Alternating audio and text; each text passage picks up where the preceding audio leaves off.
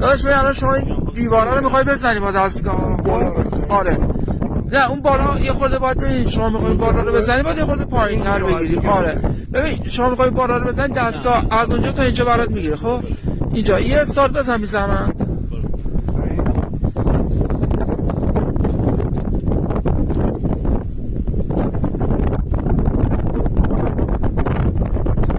حالا استوپو بزن کافی.